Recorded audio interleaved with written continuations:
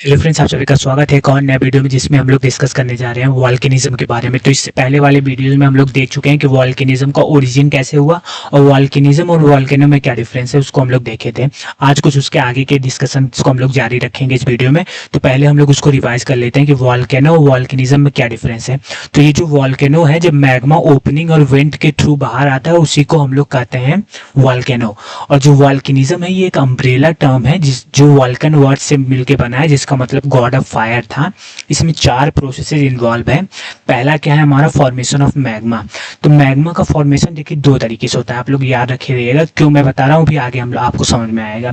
पहला तो हमारा ये जो मैग्मा का फॉर्मेशन होता है, ये जैसे जैसे इंटीरियर ऑफ द अर्थ में हम लोग जाते हैं तो टेम्परेचर इंक्रीज हो जाता है। जिस पोर्शन में टेम्परेचर ओवरकम कर देता है प्रेशर को, उस पोर्शन में हमारी मेल्टिंग होती है रॉक की, और वही हमारा एस्ट्रोनोस्फियर है जिसको हम लोग सोर्स ऑफ मैग्मा कहते हैं, या बोल सकते हैं जेली लाइक सब्सटेंस जिसमें प्रेजेंट है उसी को हम लोग एस्ट्रोनोस्फियर बोलते हैं। रॉक की मेल्टिंग के कारण ये फॉर्मेशन होता है मैग्मा का, due to the temperature increase. क्यों होता है? प्राइमोर्डियल हीट के कारण और रेडियो एक्टिव डिसइंटीग्रेशन के कारण टेम्परेचर इंक्रीज होता है। ठीक है, तो इससे हमारा फॉर्मेशन ऑफ मैग्मा होगा। ये पहला तरीका है। दूसरा तरीका ये है कि जब किसी भी ओशनिक प्लेट का सबडक्शन होता है तो ओशनिक प्लेट का सबडक्शन होगा तो ओशियंस के साथ, ओशियन वाटर के साथ उसका सबडक्शन होगा। ओशियन वाटर जब इंटीरियर ऑफ द अर्थ में जाती है तो किसी भी सबस्टेंस का मेल्टिंग पॉइंट डिक्रीज कर देती है, जिसके कारण मेल्टिंग हो जाता है उस सबस्टेंस को, मैग्मा का फॉर्मेशन होता है। और मैग्मा का उस समय जो मैग्मा फॉर्मेशन होता है उसमें गैसेज और वाटर वेपर उस पानी के कारण, जो ओशनिक वाटर के कारण एकोमुलेट यानी कि इकट्ठा हो जाती है। और वही ड्यूरिंग द वॉल्केनिक एक्टिविटी, अभी हम लोग समझेंगे कि वॉल्केनिक एक्टिविटी क्या होता है, बाहर आती है। तो फॉर्मेशन ऑफ मैग्मा 2 तरीके से होता है, आपको समझ में आ गया होगा। दूसरा प्रोसेस ये है कि कन्वेक्शन साइकिल। तो यही मैग्मा कन्वेक्शन साइकिल के थ्रू ऊपर आता है और इरप्ट करता है थ्रू दी ओपनिंग, ये इसका तीसरा प्रोसेस होगा। और जब बाहर यही मैग्मा आ जाता है, सॉलिडिफाई हो जाता है और लैंडफॉर्म का फॉर्मेशन करता है, जिसको हम लोग वॉल्केनिक लैंडफॉर्म कहते हैं। तो ये तो हुआ वॉल्केनो और वॉल्केनिज्म में क्या डिफरेंस है। और अच्छे से देखना हो तो पिछले वीडियो को आप लोग देखिए, इस पे कंप्लीट डिस्कशन हुआ है। अब हम लोग समझेंगे इस वीडियो में कि वॉल्केनिज्म और वॉल्केनिक एक्टिविटी में क्या डिफरेंस है। तो ये जो वॉल्केनिज्म है हमारा, ये तो हमारा प्रोसेस है, इसमें 4 प्रोसेस इन्वॉल्व है। पहले मैग्मा का फॉर्मेशन होना, फिर कन्वेक्शन साइकिल के थ्रू वो ओपनिंग से बाहर निकलना जिससे लैंडफॉर्म फॉर्म होता है। और यही जब मैग्मा इरप्ट होता है during the process of volcanism के प्रोसेस के दौरान जब मैग्मा का इरप्शन होता है तो वही मैग्मा, केवल मैग्मा ही बाहर नहीं आता उस इरप्शन के दौरान, कुछ एसेस जिसको हम लोग वॉल्केनिक एस कहते हैं और गैसेस भी उसके साथ बाहर आती हैं।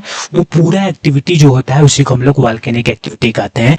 तो वॉल्केनिज्म के दौरान जब मैग्मा का इरप्शन होता है तो मैग्मा ही केवल बाहर नहीं आता सरफेस के इरप्ट होके, मैग्मा के साथ साथ कुछ गैसेस और कुछ वॉल्केनिक एस जिसको हम लोग वॉल्केनिक डेब्रीज, छोटे छोटे स्टोन्स के फॉर्म में, वो भी बाहर आते हैं। उस पूरे एक्टिविटी को हम लोग, पूरे प्रोसेस को कह सकते हैं हम लोग वॉल्केनिक एक्टिविटी कहते हैं, जब इरप्शन के दौरान मैग्मा के साथ वॉल्केनिक डेब्रीज और गैसेस भी बाहर आते हैं। उस पूरे एक्टिविटी को हम लोग वॉल्केनिक एक्टिविटी कहते हैं।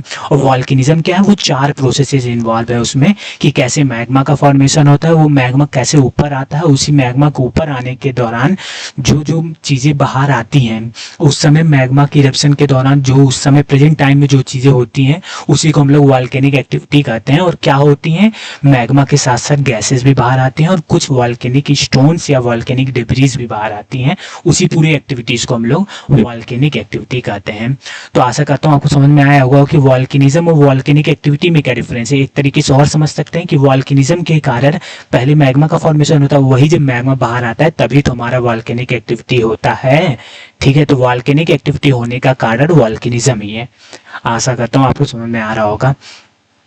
तो मैग्मा और लावा में डिफरेंस समझ लेते हैं कि मैग्मा और लावा क्या होता है। तो मैग्मा वो होता है जब मेल्टिंग और ओशनिक क्रस्ट के सबडक्शन के दौरान जब मेल्ट होता है सराउंडिंग रॉक, और जो सेमी सॉलिड मटेरियल एस्ट्रोनोस्फियर में प्रेजेंट होता है, फॉर्मेशन होता है उसका, जिसको हम लोग अपर पोर्शन ऑफ मेंटल कहते हैं। यहाँ केवल अपर पोर्शन लिखा है, यहाँ लिख लेगा अपर पोर्शन ऑफ मेंटल, जिसको हम लोग एस्ट्रोनोस्फियर कहते हैं। उस पोर्शन में जो सेमी मतलब जेली लाइक सब्सटेंस जो प्रेजेंट होता है उसी को मैग्मा कहते हैं। ये अर्थ के इंटीरियर में होता है। और यही मैग्मा जब वॉल्केनिज्म के दौरान, मतलब ये वॉल्केनिक एक्टिविटी जब होती है, मैग्मा बाहर आता है तो उसी मैग्मा को हम लोग लावा कहते हैं। आशा करता हूँ कि आपको समझ में आया होगा मैग्मा और लावा के बीच में डिफरेंस। और वॉल्केनिक एक्टिविटी एक्टिविटी के दौरान क्या क्या निकलते हैं मैं भी वही देखा, तो उसको हम लोग एक टर्म देते हैं कॉन्स्टिट्यूएंट्स। तो वॉल्केनिक एक्टिविटी के दौरान हमारे वॉल्केनिक डेब्रीज बोल रहे हैं, जिसमें volcanic dust, volcanic pebbles, volcanic stones and volcanic ash या टेफ्रा निकलता है, जिसको हम लोग टर्म देते हैं पायरोक्लास्टिक मटेरियल। तो उसके दौरान गैसेस निकलती हैं। गैसेस कैसे निकलती हैं? जब ओशनिक प्लेट के सबडक्शन के कारण जब वाटर वेपर और CO2 गैस मैग्मा में एक्यूमुलेट हो गया था, इकट्ठा हो गया था, तो जब इरप्शन होता है मैग्मा का तो वही गैसेस बाहर आती हैं, जिसमें ये सारे गैसेस प्रेजेंट होती हैं। वो हम लोग आगे डिस्कस करेंगे। तो वॉल्केनिक एक्टिविटी के दौरान उसके 3 कॉन्स्टिट्यूएंट यानी 3 चीजें बाहर आती हैं। एक हमारा पैरोक्लास्टिक मटेरियल और गैसेस है दूसरा, और तीसरा मैग्मा, जिसको हम लोग लावा कहते हैं, जब वही मैग्मा सरफेस पे आ जाता है। तो ये 3 कॉन्स्टिट्यूएंट हुए और हम लोग समझ लें कि वॉल्केनिक एक्टिविटी क्या होता है, वॉल्केनिज्म क्या होता है, वो तो समझे ही थे, और लावा और मैग्मा में भी डिफरेंस देख लिए। तो अब हम लोग अगले वीडियोज में ये तीनों कॉन्स्टिट्यूएंट्स अलग अलग वीडियोज में एकदम डिटेल डिस्कशन करेंगे। तो आशा करता हूँ कि वीडियो आपको अच्छा लगा होगा। वीडियो कैसा लगा जरूर कमेंट करके बताइए, और वीडियो को लाइक एंड चैनल को सब्सक्राइब जरूर करिए। धन्यवाद।